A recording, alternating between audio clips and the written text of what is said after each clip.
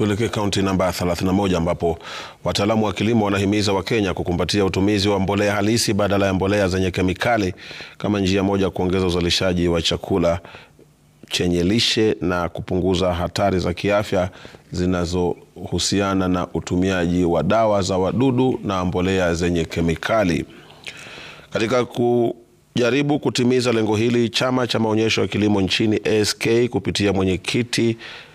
wake tawi la Laikipia Newton Kabuthia anasema kilimo hai kitapewa kipaumbele katika maonyesho ya kilimo ya mwaka huu kuanzia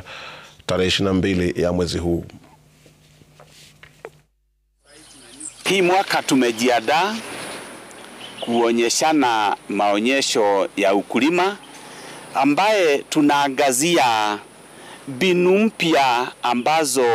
zinastahili kufuatwa na sana sana watu wale wanaishi kwenye mtaa, wale ambaye wanasema hawana mahali ya kulima kupanda vitu. Tuko na mbinu ambaye unaweza kukuza mboga zako kwa kasehemu kidogo sana hapo tu kwa ploti yako. Hata unafanya ngunia, tuko na shamba la gorofa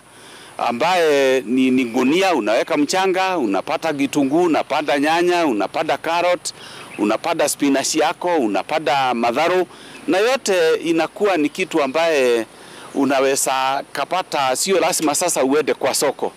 na ni mahali unavuna na unaenda unakula.